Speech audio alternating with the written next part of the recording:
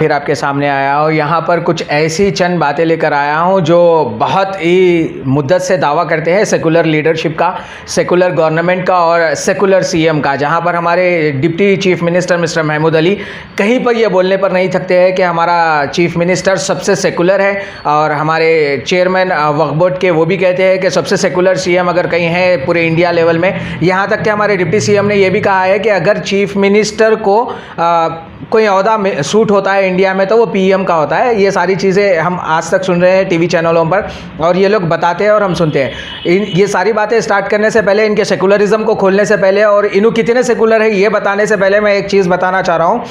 लोहा, मजबूत से मजबूत लोहा यहाँ पर टूट जाता है जब कई झूठे इकट्ठा हो तो सच्चा टूट जाता है। उसी लेवल में कई झूठे मिलके एक तेलंगाना की गवर्नमेंट चला रहे हैं। झूठे हैं, उसके अंदर शराबी है, रेपिस्ट है, कई लड़कियों के रेप करने वाले हैं। जब किसी के हाथ में जो जैसे बोलते हैं बड़े लोग नहीं देख के देखने वाला कुछ भी करता है, वैसे ही इनके पास कुछ नहीं था, आज देख रहे हैं तो ये संभाल नहीं पा रहे हैं, चाहे वो पैसा हो या इज्जत हो या फिर ओहदा हो।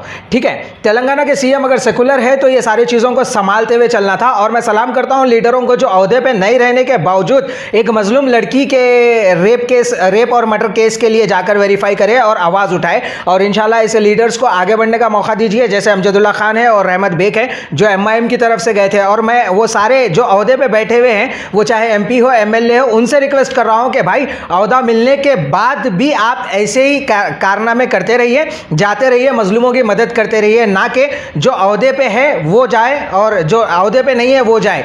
ठीक है, मैं एक सवाल तेलंगाना गवर्नमेंट से, तेलंगाना पुलिस से और तेलंगाना अपने आप को सेकुलर कहने वाली पार्टियों से कह रहा हूं कि भाई दिशा मर्डर केस में जिस तरीके से एनकाउंटर एज अप हुआ, वो कमिश्नर साहब से भी ये कहना चाह रहा हूं कि भाई वो मजबूर थे या फिर वो ऑटो ड्राइवर या फिर ट्रक ड्राइवर थे, इस वजह से उनका एनकाउंटर हो गया। क्या अगर कोई टीआरएस पार्टी का मेंबर ये हरकत करता है तो उसका एनकाउंटर नहीं होगा?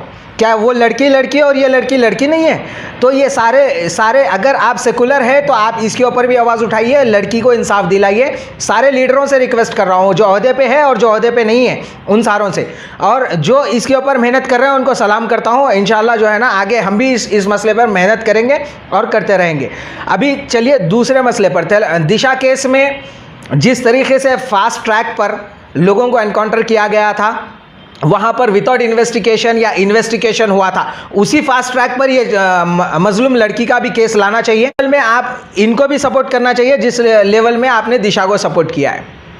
और ये जो मस्जिदों का मसला है, जिस तरीके से हथेली में जन्नत दिखाया था हमारे तेलंगाना सीएम ने, और हमारे सारे मुफ्तियों ने जाकर वहाँ पर अपना वक्त दिया था, वक्त इस तरीके से दिया था, लग तो ऐसा रहा था कि कोई इन्विटेशन दिया हो। अभी आप देख रहे हो रिसेंटली हमारे एमपी साहब की बच्ची की शादी में सीएम साहब आए हुए हैं।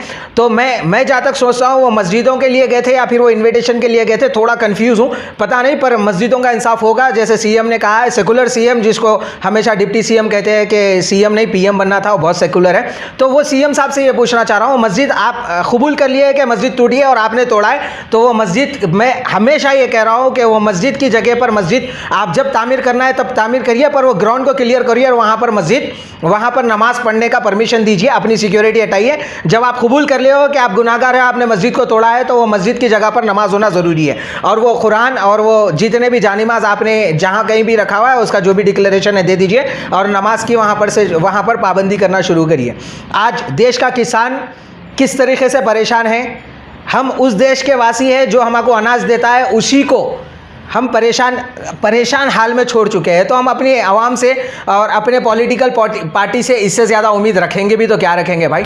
चलिए इसी मसले पर मैं एक बात करता हूँ, जहाँ पर औरत की इज्जत की वैल्यू ना हो, किसान की वैल्यू ना हो, अनाज की वैल्यू ना हो, करप्शन की वैल्यू ना हो। जिस तरीके से मोदी जी हर बार एक नया ट्विस्ट देते हैं, उन्हीं के फुट स्टेप जो है ना फॉलो करते हुए हमारे केसीआर साहब मुकम्मल तरीके से हर बार एक नए ट्विस्ट में डाल रहे हैं तेलंगाना को।